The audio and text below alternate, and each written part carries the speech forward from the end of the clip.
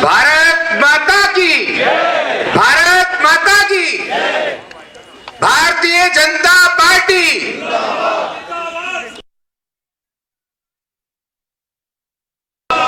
मैं आदरणीय अध्यक्ष जी से निवेदन कर रहा हूं, हमारे सभी अतिथियों को मंच पर आदर सहित लेकर के आए।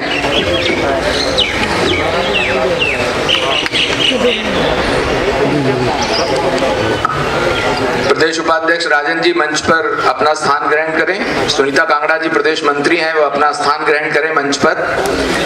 करतल ध्वनि से एक बार भूपेंद्र जी का बहुत बहुत अभिनंदन, बहुत बहुत स्वागत दिल्ली भारतीय जनता पार्टी कार्यालय में, इस प्रांगण में।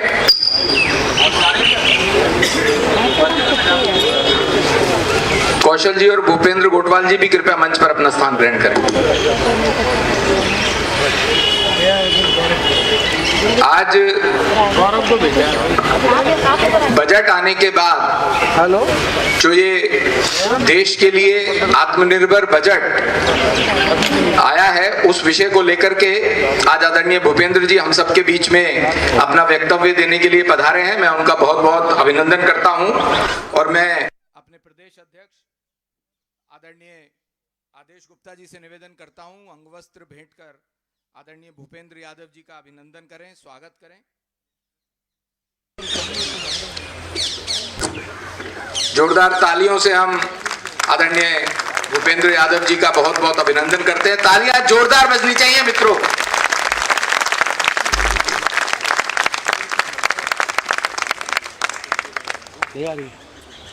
दिल्ली प्रदेश भारतीय जनता पार्टी के प्रभारी एवं राष्ट्रीय उपाध्यक्ष आदरणीय जय पांडा जी हमारे बीच में हैं। मैं उनका बहुत बहुत अभिनंदन स्वागत करता हूं। मैं प्रदेश उपाध्यक्ष राजन तिवारी जी से निवेदन कर रहा हूं, उनको अंगवस्त्र भेंट कर उनका अभिनंदन स्वागत करें। राजन जी, जोरदार तालियों से हम पांडा जी का अभिनंदन करते हैं।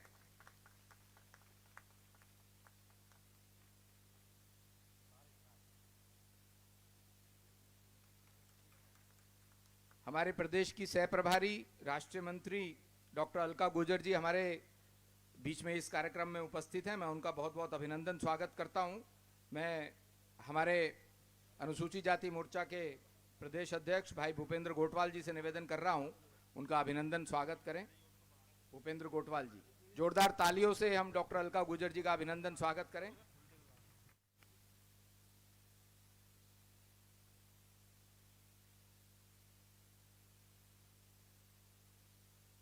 आज के कार्यक्रम की अध्यक्षता कर रहे हमारे प्रदेश के अध्यक्ष आदरणीय आदेश गुप्ता जी हमारे साथ मंच पर विराजमान हैं। मैं पूर्वांचल मोर्चा के प्रदेश अध्यक्ष भाई कौशल मिश्रा जी से निवेदन कर रहा हूं, अध्यक्ष जी का अंगवस्त्र पुष्पगुच्छ के साथ अभिनंदन स्वागत करें। जोरदार तालियों से अध्यक्ष जी का अभिनंदन।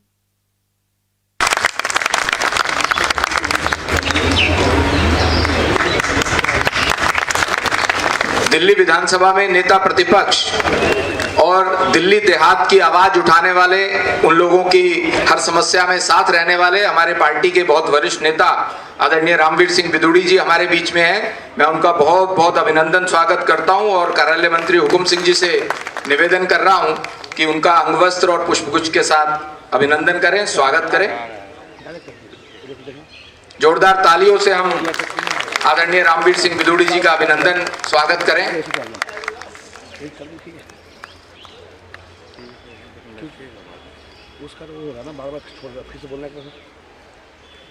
आज केंद्र में बजट आने के बाद हमारी फाइनेंस मिनिस्टर आदरणीय निर्मला सीतारमण जी ने बजट प्रस्तुत किया और आदरणीय प्रधानमंत्री जी के नेतृत्व में जो ये बजट देश को आत्मनिर्भर बनाने वाला बजट आया है, और खाली कहने की ही बात नहीं है, अगर डिफेंस सेक्टर की 68% खरीद भारतीय कंपनियों से होगी, ऐसा अगर बजट में तय किया है, तो निश्चित तौर से ये देश को आत्मनिर्भर बनाने वाला बजट ही है। इस व्याख्यानमाला इसलिए कह रहा हूं कि आज आदरणीय भूपेंद्र जी का उद्बोधन हमें मिलेगा इस विषय पर। हम सभी जिलों में भी इस विषय को लेकर के छोटे छोटे सेमिनार्स करने वाले हैं, जिसका शुभारंभ आज मुख्य वक्ता के रूप में आदरणीय भूपेंद्र यादव जी का यहां पर रहेगा। सर्वप्रथम मैं प्रदेश के अध्यक्ष आदरणीय आदेश गुप्ता जी से निवेदन कर रहा हूं कि अध्यक्षीय भाषण दें और हम सबको संबोधित करें। आदरणीय अध्यक्ष। धन्यवाद हर्ष जी। बोलिए भारत माता की, भारत माता की, वंदे वंदे। Bharatiya Janata party, Bharatiya Janata party, Shri Narendra Modi, Shri Narendra Modi, Shri JP Nadda. बहुत बहुत धन्यवाद। आज भारत सरकार की केंद्रीय मंत्री, पार्टी के वरिष्ठ नेता आदरणीय श्री भूपेंद्र यादव जी हमारे बीच में हैं और अभी कुछ समय पहले उन्होंने दिल्ली भारतीय जनता पार्टी के कार्यालय पर एक प्रेस वार्ता को संबोधित किया। आत्मनिर्भर अर्थव्यवस्था भारत की बने और इसके लिए भारत सरकार ने, मोदी सरकार ने, हमारी वित्त मंत्री श्रीमती निर्मला सीतारमण जी ने जो बजट प्रस्तुत किया उसके बारे में वो आज पार्टी कार्यालय में ये जो व्याख्यान माला है उसको मुख्य रूप से संबोधित करेंगे। और इस कार्यक्रम में मंच पर उपस्थित पार्टी के राष्ट्रीय उपाध्यक्ष हमारे प्रभारी आदरणीय वैजयंत पांडा जी भी हैं, सह प्रभारी डॉक्टर अलका गुजर जी भी हैं, हमारे विधानसभा में विपक्ष के नेता श्रीमान रामवीर सिंह बिधूड़ी जी, प्रदेश महामंत्री हर्ष मल्होत्रा जी और प्रदेश के उपाध्यक्ष और हमारे प्रदेश के पदाधिकारीगण मंच पर हैं। और यहाँ पर हमारे बहुत सारे दिल्ली के प्रमुख बुद्धिजीवी, CA, intellectual cell, CA cell और इंडस्ट्री सेल, व्यापार प्रकोष्ठ, लीगल सेल, बहुत सारे हमारे बुद्धिजीवी वर्ग के लोग यहाँ आए हैं और उनके माध्यम से दिल्ली में जो सरकार ने बजट प्रस्तुत किया है, आत्मनिर्भर बजट, उसकी खूबियों के बारे में माननीय भूपेंद्र यादव जी के माध्यम से हम लोग उन बातों को प्रचारित करेंगे। यहाँ सोशल मीडिया और मीडिया के भी बंधु हैं। उपस्थित सभी साथियों, भाइयों और बहनों, विस्तार से हमें माननीय भूपेंद्र जी बताएंगे, लेकिन मैं ये जरूर कहना चाहता हूँ कि जब से ये बजट प्रस्तुत किया गया है और पिछले गत 7 वर्षों में जिस तरह से हमारे देश के प्रधानमंत्री श्री नरेंद्र मोदी जी के नेतृत्व में जो सरकार चल रही है, वो देश की आम व्यक्ति के जीवन में कैसे सुधार हो और देश प्रगति के रास्ते पर चले, मजबूत आधार इंफ्रास्ट्रक्चर बने और किसान, कृषि के क्षेत्र हो या ग्रामीण क्षेत्र हो, शहरी क्षेत्र हो, महिलाएं हो, युवा हो, प्रोफेशनल्स हो और सब मिलकर देश को आगे बढ़ाएं, ऐसा एक बजट प्रस्तुत किया गया है। जहां एक और इस बजट में डिजिटल इकोनॉमी को बढ़ावा देने पर जोर दिया गया है, वहीं पर देश में इंफ्रास्ट्रक्चर को बढ़ाने के लिए पोर्ट, एयरपोर्ट, रोड और रेलवे कनेक्टिविटी को ध्यान में रखते हुए उस पर काम करने का निश्चय किया गया है। वहीं देश के अंदर किसानों को एमएसपी पर ज़्यादा से ज़्यादा खरीद करके उनको सहूलियत देने की बात कही गई है। वहीं हाईवेज बनाने के लिए भी एक संकल्प, जो 25,000 किलोमीटर का संकल्प लिया गया है। और इसके साथ साथ ही जो हमारे युवा साथी काम करते हुए पढ़ना चाहते हैं, उनके लिए डिजिटल यूनिवर्सिटी बनाने का भी संकल्प लिया गया है। और इस डिजिटल यूनिवर्सिटी के माध्यम से हमारे माननीय प्रधानमंत्री जी ने जब इस बजट पर संबोधित करते हुए कहा था कि इसके माध्यम से जो लोग स्कूल कॉलेज नहीं जाते लेकिन पढ़ना चाहते हैं काम करते हुए, तो वो डिजिटल यूनिवर्सिटी के माध्यम से अपनी पढ़ाई को भी पूरा कर सकते हैं। तो भारत विकास की राह पर जो अमृत काल चल रहा है, जिस तरह से माननीय वित्त मंत्री जी ने बजट में कहा कि 75 वर्ष पूरे हुए और 100 वर्ष पर हमारा देश, हमारा एक एक गांव में वो सुविधा होगी जो शहर के अंदर सुविधा है, तो हमारा जो गांव से पलायन है वो रुकेगा, रोजगार वहां मिलेगा और हमारा देश पूरा विकसित होगा और हम लोग आगे बढ़ेंगे। जिस तरह से इस बजट के अंदर जो बातों का निश्चय किया गया है, निश्चित रूप से हम लोग आत्मनिर्भर भारत बनेगा, इस संकल्प के साथ हम लोग आगे बढ़ेंगे और इस बजट की खूबियों को, इस बजट की बातों को हम ज़्यादा से ज़्यादा आगे प्रचारित करेंगे। मैं इन्हीं शब्दों के साथ अपनी बात को समाप्त करता हूं। बहुत बहुत धन्यवाद। जय हिंद, जय भारत, भारत माता की, भारत माता की। बहुत बहुत धन्यवाद आदरणीय अध्यक्ष जी। भारत माता की जोरदार आवाज आनी चाहिए, भारत माता की। मैं मानता हूं आज हमने इंटेलेक्चुअल्स की बीट यहां पे रखी है, लेकिन भारत माता हम जोर से बोल ही सकते हैं सब लोग, भारत माता की। इसी श्रृंखला में हमारे बीच में हमारे प्रदेश के प्रभारी एवं राष्ट्रीय उपाध्यक्ष आदरणीय जय पांडा जी हमारे बीच में हैं। मैं उनसे निवेदन करता हूं अपनी बात रखें। आदरणीय जय पांडा जी।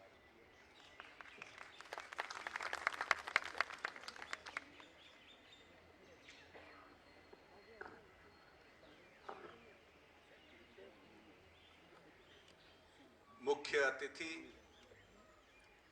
केंद्रीय मंत्री और भारतीय जनता पार्टी के वरिष्ठ नेता आदरणीय भूपेंद्र यादव जी, प्रदेश अध्यक्ष माननीय आदेश गुप्ता जी, प्रदेश की सह प्रभारी माननीय अलका गुर्जर जी, नेता प्रतिपक्ष माननीय रामवीर सिंह बिदुड़ी जी, उपाध्यक्ष माननीय राजन तिवारी जी, महामंत्री माननीय हर्षदीप मल्होत्रा जी, माननीय कौशल मिश्र जी, यहाँ सभी उपस्थित पदाधिकारीगण और वरिष्ठ व्यक्तिगण, आज इस बुद्धिजीवी सम्मेलन के विषय के बारे आदेश जी बोल चुके हैं। मैं कम ही बोलूंगा। आज हम यहाँ इकट्ठे हुए हैं भूपेंद्र जी के उद्बोधन सुनने के लिए। मैं लेकिन इतना जरूर कहना चाहूंगा कि इस साल का जो बजट, ये एक ऐतिहासिक मोड़ है और पिछले 7 साल में मोदी सरकार में कई ऐसे ऐतिहासिक निर्णय लिए गए हैं विभिन्न बजट के द्वारा, जैसे जीएसटी हो, ऐसे मैं बहुत उदाहरण दे सकता हूं। लेकिन उसके बावजूद मैं क्यों कह रहा हूं कि इस साल ऐतिहासिक है, यहां जितने फाइनेंस प्रोफेशनल्स हैं, चार्टर्ड अकाउंटेंट हैं, व्यवसायी हैं, वो अच्छी तरह से समझ सकते हैं। चुनावी माहौल में इस बजट को पेश करने के लिए जो साहस जरूरत था, वो आप लोग समझ सकते हैं, क्योंकि ये बजट राष्ट्रहित में है, ये बजट जनहित में है, ये बजट भारत की अर्थव्यवस्था को न केवल आत्मनिर्भर बनाएगा, लेकिन एक नया दिशा में, जहां लॉन्ग टर्म मजबूती को कई गुना बढ़ाएगा। इसके बारे हम आज भूपेंद्र जी से सुनेंगे। मैं आपको लेकिन एक निवेदन करके समाप्त करूंगा। निवेदन यह है कि इस बजट की जो ऐतिहासिक निर्णय सब हैं, इंफ्रास्ट्रक्चर हो, डिफेंस हो, कृषि क्षेत्र में हो, डिजिटल इकोनॉमी में हो, बहुत सारे हैं। लेकिन ये सब लोगों के पास पहुंचाने के लिए हमारी भी कर्तव्य है। मीडिया में काफी समय जो चर्चा होते हैं वो सही ढंग से इसको एम्फसाइज नहीं कर पाते हैं। हमारे जो विपक्ष हैं वो तो भ्रम फैलाते हैं, वो करते रहेंगे।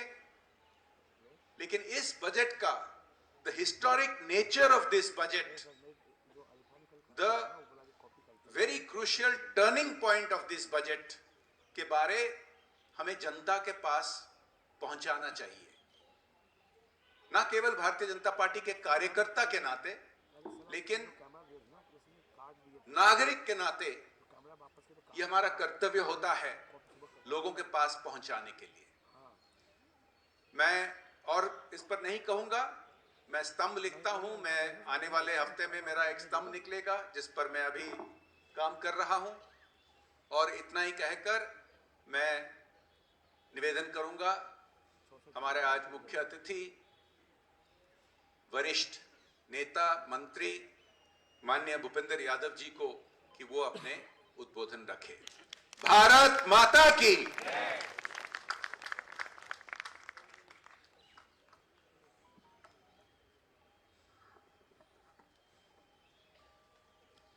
मंच पर उपस्थित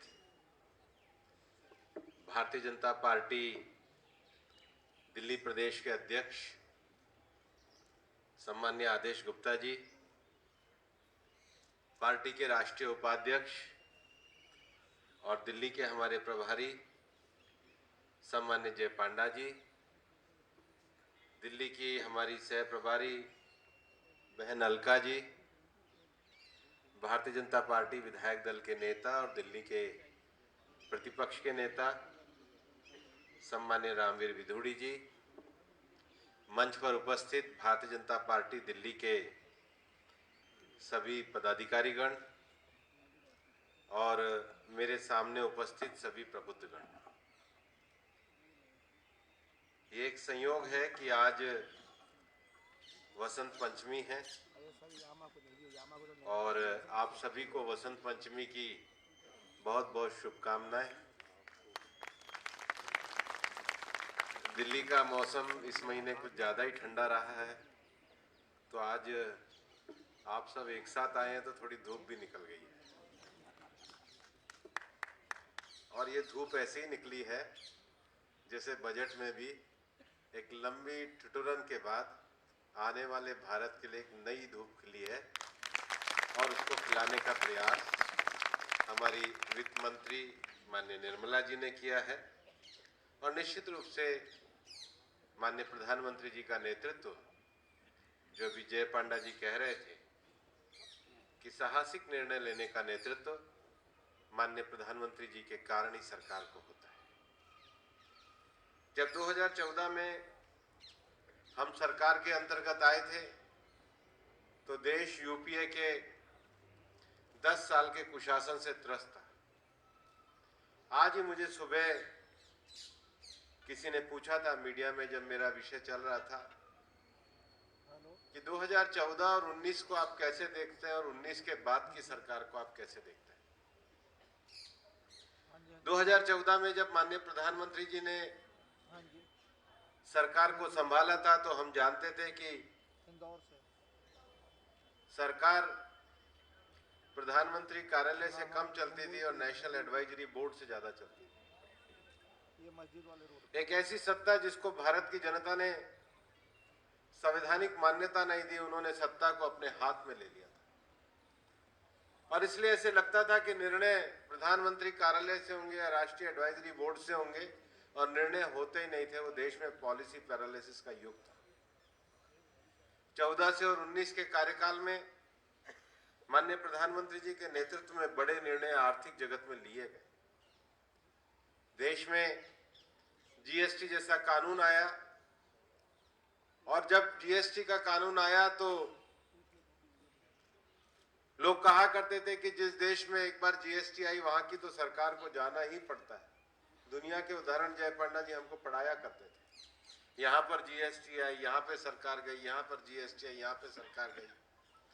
जीएसटी भी आई, जीएसटी ढंग से भी लागू हुई। अभी निर्मला जी ने बजट को प्रस्तुत करते समय माननीय वित्त मंत्री जी ने बताया कि जो तुरंत का आंकड़ा उनके पास था 1,40,000 करोड़ का जीएसटी का संग्रह हुआ, और जीएसटी लागू करने के बाद सरकार 303 सीटों के साथ वापस आई, क्योंकि ये नेतृत्व के मन की पारदर्शिता। 1960 में हिंदुस्तान में लॉ कमीशन ने रिपोर्ट दी थी कि देश में इंसॉल्वेंसी और बैंकरप्सी का लॉ आना चाहिए। उसको लाने का काम पिछले कार्यकाल में माननीय प्रधानमंत्री जी के नेतृत्व में किया गया, और पूरे देश में गरीब कल्याणकारी योजनाओं को टेक्नोलॉजी और डिजिटल के माध्यम से आगे बढ़ाने के लिए सरकार ने गरीब आदमी का फाइनेंशियल सेक्टर में एक्सेस पहुंचाने के लिए जनधन अकाउंट को खोला, और 5 बुनियादी चीजें, सड़क हर गांव तक, बिजली हर गांव तक, शिक्षा की सुलभता, ये सबको, उज्ज्वला गैस, ये सबको, और उसके साथ ही साथ स्वास्थ्य, और स्वास्थ्य के लिए सरकार के द्वारा आयुष्मान योजना का कार्यक्रम चलाया गया, और हर गरीब को 5 लाख रुपए का आयुष्मान योजना का कार्ड दिया गया।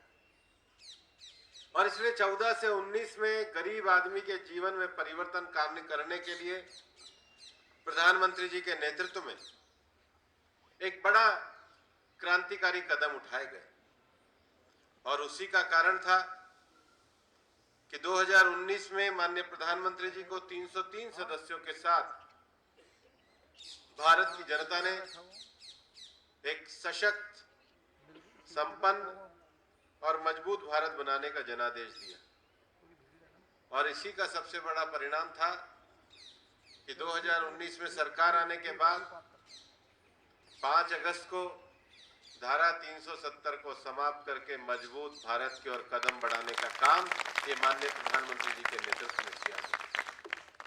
राम मंदिर जैसे विषय को, जिस पे न्यायालय का निर्णय आया, बिना किसी विवाद के साथ समाधान किया गया।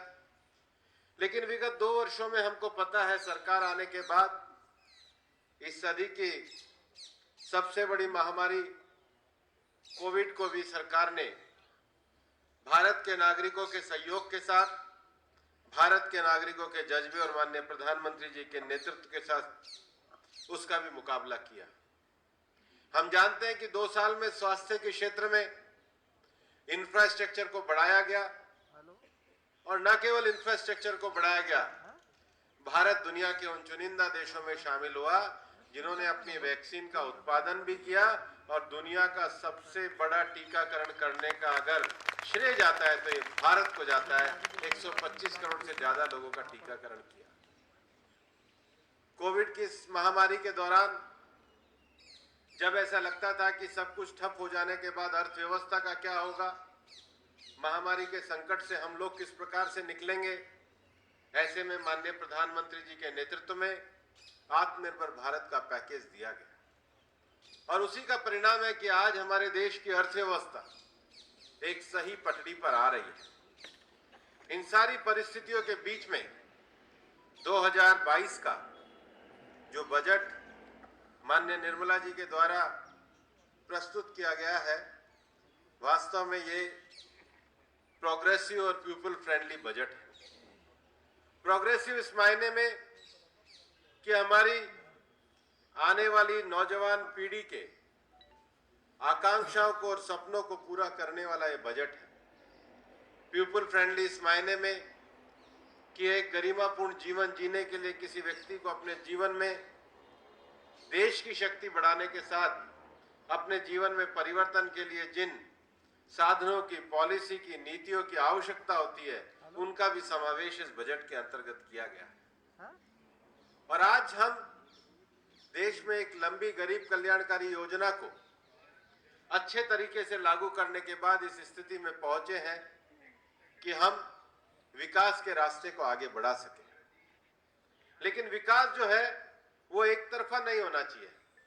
विकास गरीब का भी होना चाहिए, विकास शहर का भी होना चाहिए, विकास शहरी गरीब का भी होना चाहिए, और विकास उनका भी होना चाहिए जो प्रोफेशनल्स हैं, जिनको अपने सपनों को आगे ले जाना है। और हमारी सरकार की नीति भी रही कि हमने देश के सामाजिक क्षेत्र में भी पिछली सरकार के समय में पिछड़े वर्ग के लिए उनको संवैधानिक आयोग देने का काम किया, वहीं जो सामान्य समाज है उसके भी जो लोग गरीब रह गए उनको भी 10% आर्थिक आधार पर आरक्षण देने का काम ये हमारी सरकार ने किया। क्योंकि हम जानते हैं कि संविधान के दायरे में जब सबका साथ, सबका विकास, सबका प्रयास और सबका विश्वास की संकल्पना को लेकर के हम चलते हैं तो यह आवश्यक है कि समाज के सभी वर्गों की भागीदारी को, उनकी तरक्की को सुनिश्चित किया जाए। इसलिए विकास के साथ साथ जिसको इंक्लूसिव डेवलपमेंट कहते हैं, समावेशी विकास कहते हैं, ये समावेशी विकास का भी बजट है और इसलिए दोनों का सम्मिश्रण है, विकास भी है और इंक्लूसिव डेवलपमेंट भी है। आगे बढ़ने का मार्ग भी है लेकिन उसके अंदर साथ लेकर चलने की एक संकल्पना भी है। दोनों को मिलाकर ही भारत में इस बजट की कल्पना की गई है। लेकिन जब हम विकास की बात करते हैं तो विकास कैसा होना चाहिए? विकास का अर्थ ये नहीं है कि कुछ लोगों को संपन्नता आ जाए। विकास का अर्थ ये है कि हम साइंटिफिक तरीके से, टेक्नोलॉजी के तरीके से विकास के उन मानकों को प्राप्त करें जो नए सोच, नए जमाने के अनुकूल हो। और इसलिए इस बजट में विकास के उन विषयों को ज्यादा बढ़ाया गया है जो टेक्नोलॉजी के द्वारा ज्यादा संचालित होते हैं। और टेक्नोलॉजी केवल ऐसी नहीं होनी चाहिए कि टेक्नोलॉजी का अर्थ ये हो कि उससे प्रदूषण फैले। टेक्नोलॉजी ऐसी भी होनी चाहिए जो ग्रीन टेक्नोलॉजी ऐसी भी होनी चाहिए जो आने वाले समय के जलवायु परिवर्तन के संकट का भी मुकाबला कर सके। टेक्नोलॉजी ऐसी भी होनी चाहिए जो कोई भारतीय अपना जीवन जिए तो खुली हवा में अच्छी सांस के साथ विकास भी हो, उद्योग भी हो, लेकिन ग्रीन टेक्नोलॉजी का विकास हो। और इसलिए ये जो बजट है ये उस ग्रीन टेक्नोलॉजी के विकास के कारण जो हम ऊर्जा की क्रांति करना चाहते हैं, उस ऊर्जा की क्रांति का और क्लाइमेट एक्शन वाला बजट है। और इसलिए देश में जो सबसे बड़ा विकास का मार्ग हम कर सकते हैं वो निजी निवेश की संभावनाओं को बढ़ा करके कर सकते हैं। और यही कारण है कि सरकार के द्वारा इस बजट में 4 प्रायोरिटी सेक्टर तय किए गए। जो पहला प्रायोरिटी सेक्टर तय किया गया कि देश में एक गति शक्ति के नाम का एक बड़ा कार्यक्रम माननीय प्रधानमंत्री जी के नेतृत्व में प्रारंभ किया गया। गति शक्ति का अर्थ है कि देश के हमारे जो 7 बड़े सेक्टर्स हैं उनमें किस प्रकार से उन कंपोनेंट को तेज बढ़ाया जाए ताकि लोगों को आवागमन में, अपने साधन ले जाने में, अपने व्यापार का विकास करने में ताकत मिले। दूसरा जो इंक्लूसिव डेवलपमेंट है उसका पूरा विषय मैंने आपके सामने रखा।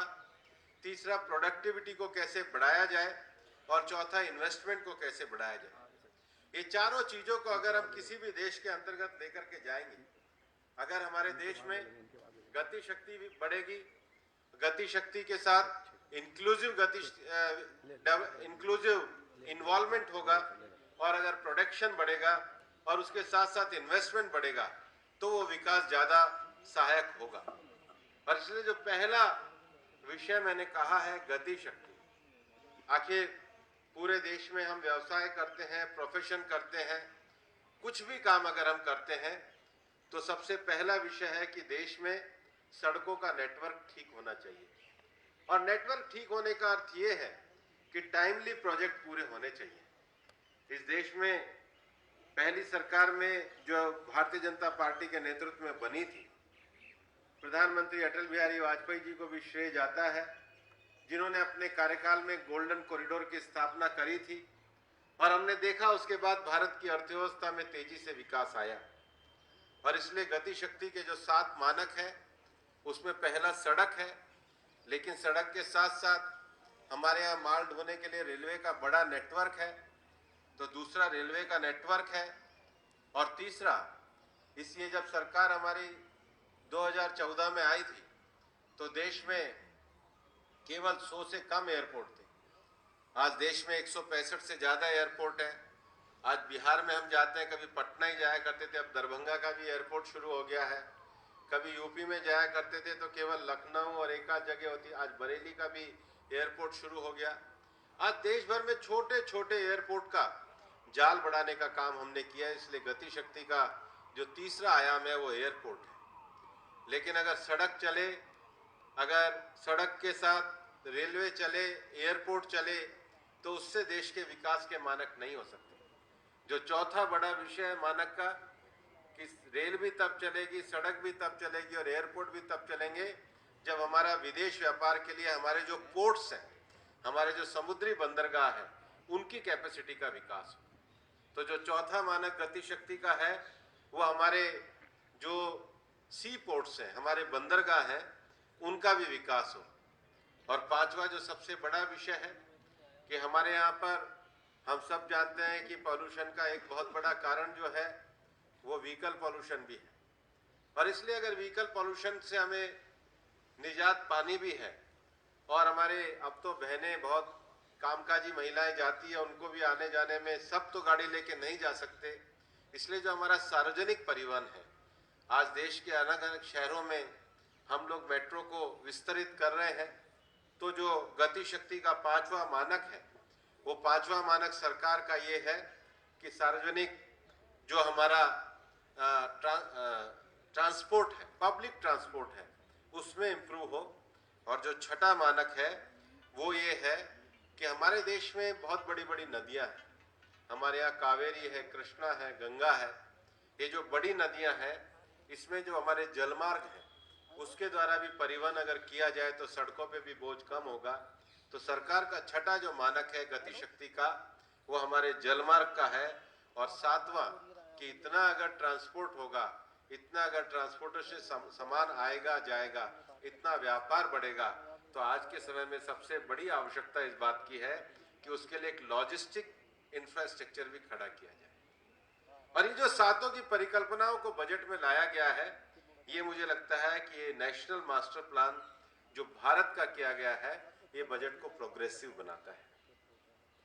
दूसरा एक और जो बड़ा विषय बजट के माध्यम से सरकार के द्वारा किया गया है, आज के समय में हम सब लोग अपने घरों में जिस अनाज का प्रयोग करते हैं वो सामान्यतः हम सब जानते हैं यूरिया और पेस्टिसाइड से जाकर के आता है।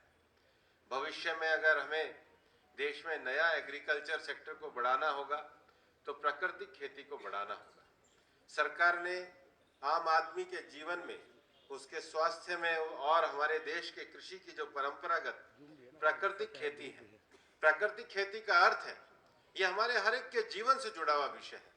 ये जो अनाज है, कोई ऐसा आदमी नहीं है जो बिना अनाज के रहता हो, ये रसायन मुक्त होना चाहिए। सरकार की एक बड़ी संकल्पना ऐसे प्राकृतिक खेती को बढ़ाने के लिए किसानों को प्राकृतिक खेती में एक नया विषय दिया गया है। और इसलिए किसानों को डिजिटली और हाईटेक सेवा से जोड़ने के साथ ही साथ किसानों की सहायता के लिए उनका जो उत्पाद है वो वैल्यू एडिशन होके बिके, इसके लिए सरकार के द्वारा स्टार्टअप की योजना की गई है। इस देश में जब माननीय प्रधानमंत्री नरेंद्र मोदी जी सरकार में आए थे तो लगभग हमारे देश के अंतर्गत 99 एग्रीकल्चर की योजनाएं एक लंबे समय से पेंडिंग पड़ी थी। योजनाएं बनी हुई थी लेकिन वो लागू नहीं होती थी। अब सरकार में आने के बाद उन 99 परियोजनाओं में से 80% से ज्यादा 7 साल में उसको पूरा किया गया है। और अब उत्तर प्रदेश और मध्य प्रदेश को जोड़ने के लिए एक बड़ी योजना केन बेतवा लिंक प्रोजेक्ट को शुरू किया गया है। और इस केन बेतवा लिंक प्रोजेक्ट से देश का जो हमारा बुंदेलखंड का भाग है, जो एक लंबे समय के सूखे का एक तरीके से पर्याय बन गया था, लोगों को पलायन करना पड़ता था।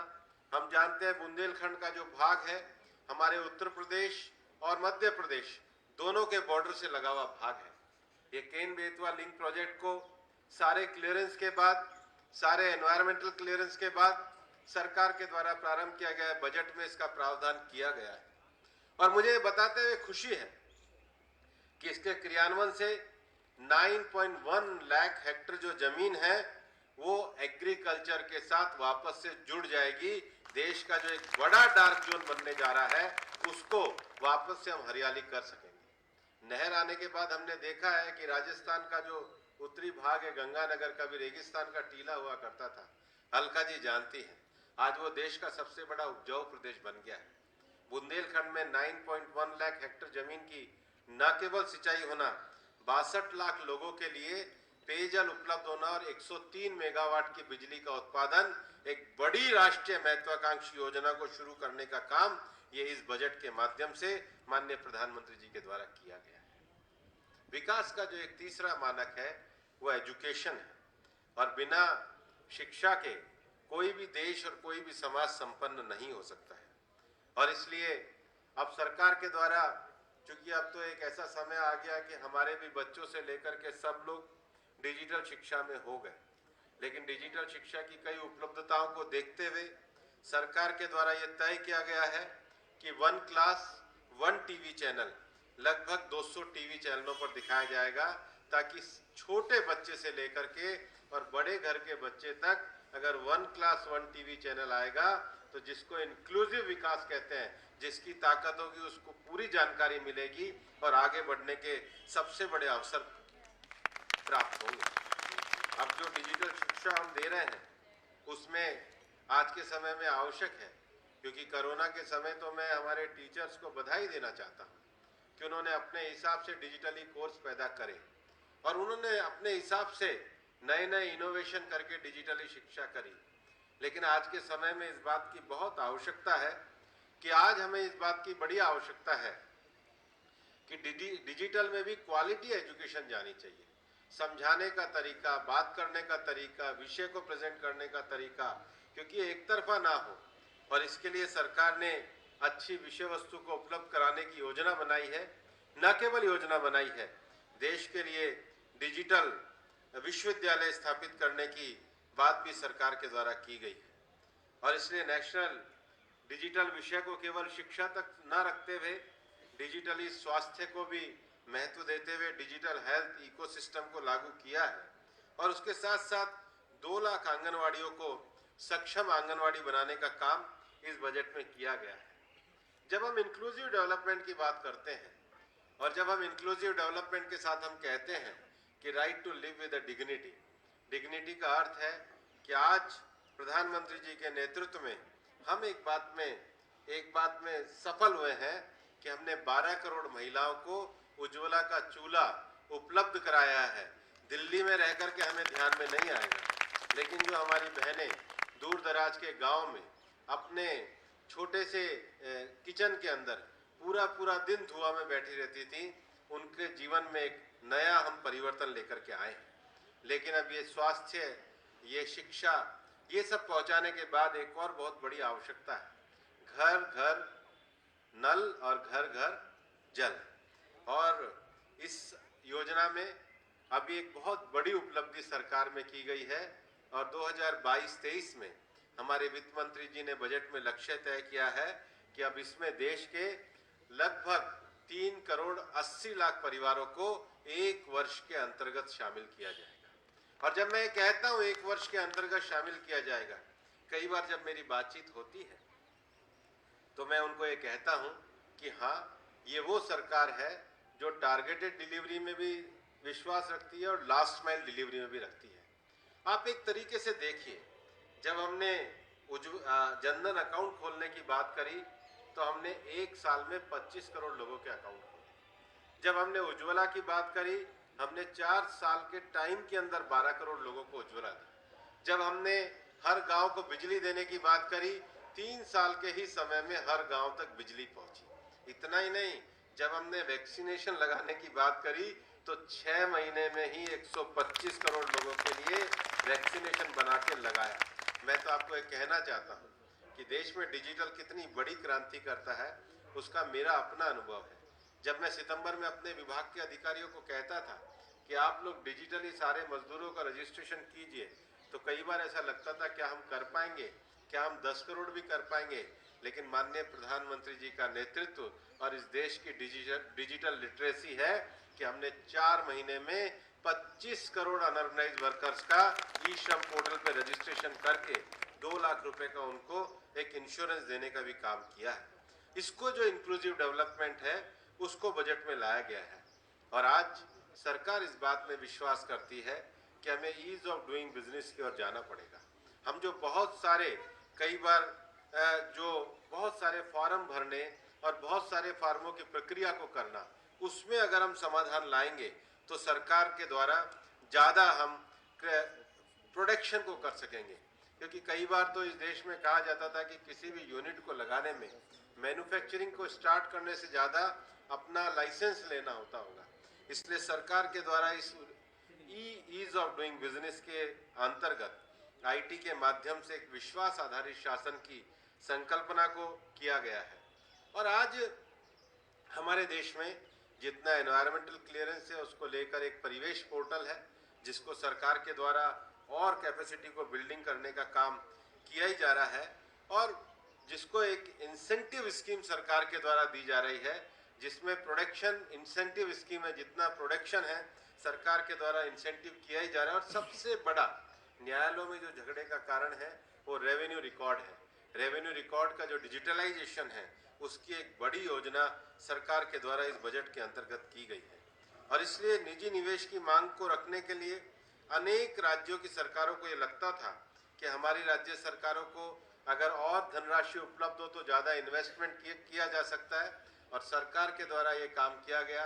बजट में भी 1 लाख करोड़ रुपए का प्रोविजन, राज्यों में किसी प्रकार से संसाधन और विकास की कमी नहीं आई, इसको रखने का काम माननीय वित्त मंत्री जी के द्वारा किया गया। आने वाला समय जब हम क्लाइमेट एक्शन का विषय कह रहे हैं और COP26 जब ग्लासगो में हुआ था, दुनिया के 190 से ज़्यादा देशों ने वहाँ प्रतिनिधित्व किया था।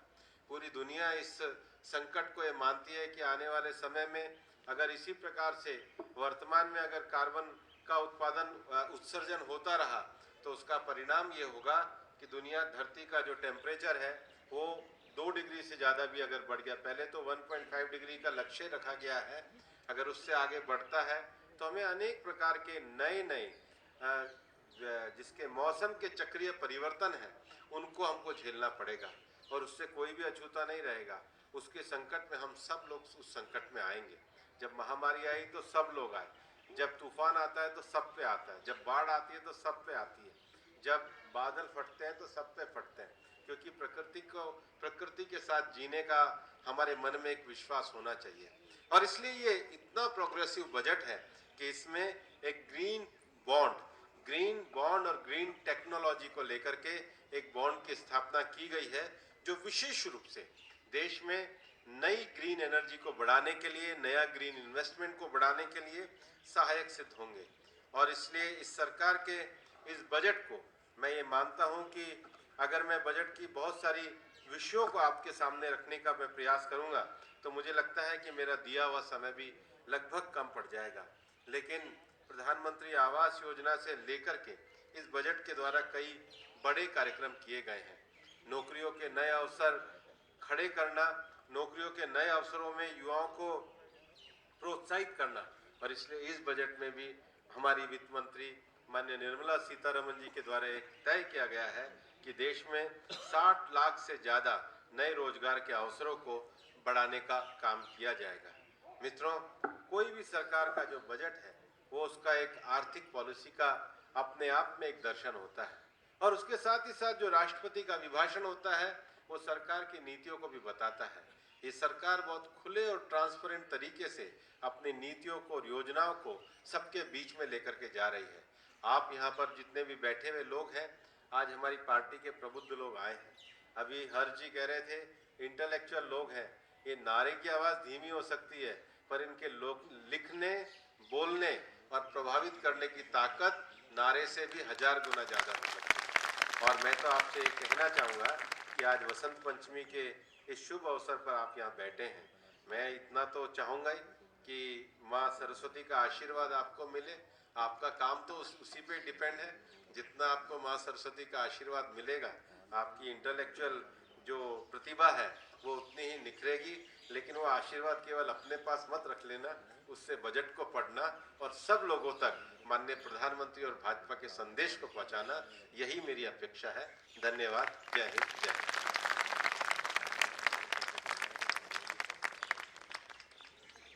बहुत बहुत धन्यवाद आदरणीय भूपेंद्र जी। मेरे को आदरणीय भूपेंद्र जी का परिचय कराने का अवसर नहीं मिला, औपचारिक परिचय कराना चाहता था। वैसे भूपेंद्र जी किसी परिचय के मोहताज नहीं है, पर उसमें मैं इतना ही कहना चाहूँगा कि युवा मोर्चा, अखिल भारतीय विद्यार्थी परिषद, अधिवक्ता परिषद, पार्टी में राष्ट्रीय मंत्री, राष्ट्रीय महामंत्री और आज केंद्र सरकार में मंत्री के रूप में हम सबके समक्ष हैं। इसके अलावा आपका सबसे बड़ी परिचय ये है कि आप भारतीय जनता पार्टी के वह सरल कार्यकर्ता हैं जैसे आप और हम हैं। मैंने आदरणीय भूपेंद्र जी को कहा, भाई साहब किसी कार्यकर्ता को लगाऊं आपके पास आ जाए। कह रहे भैया अगर मुझे भी पार्टी कार्यालय में आने के लिए किसी कार्यकर्ता को भेजना पड़ेगा तो मैं कार्यकर्ता कैसा हूं। मैं इस बात से बहुत अभिभूत हूं कि आदरणीय भूपेंद्र जी ने आज पार्टी कार्यालय में पधार कर हमारे इंटेलेक्चुअल सेल के साथी यहाँ हैं, वकील विधि प्रकोष्ठ के सभी साथी यहाँ पर उपस्थित हुए हैं और इसके साथ साथ हमारे ट्रेड इंडस्ट्री सेल के लोग भी हैं, व्यावसायिक सेल के लोग भी हैं और सीए सेल के लोग भी हैं। यहाँ पर हमने प्रबुद्ध नागरिकों को यहाँ निमंत्रण दिया था। मैं आप सबका भी बहुत बहुत धन्यवादी हूँ कि आप बहुत शॉर्ट इन्विटेशन पर आज यहाँ पर पधारे हैं और ये अपेक्षा भी करता हूँ कि जो हमें जिलों में छोटे छोटे सेमिनार्स कराने हैं उनमें आप वक्ता के रूप में भी जा पाएंगे। उसके बारे में डिटेल बात मैं करूँगा और मैं अब इस कार्यक्रम को समाप्ति की भी घोषणा करता हूं और धन्यवाद करता हूं आदरणीय भूपेंद्र जी का भी, आदरणीय हमारे प्रभारी जय पांडा जी का भी, डॉक्टर अलका गुर्जर जी का और रामवीर सिंह बिदुड़ी जी और अध्यक्ष जी का कि उन्होंने अपना पूरा समय दिया है। हम राष्ट्रगान के साथ समाप्त करेंगे। सभी लोग अपने स्थान पर। देखिए भूपेंद्र जी ने याद दिलाया है कि जो साथी यहाँ पधारे हैं उनका भी धन्यवाद करना है, तो मैं वाकई आप सबका बहुत बहुत तहे दिल से धन्यवाद करता हूं। हम सामूहिक राष्ट्रगान के लिए सभी लोग खड़े होंगे।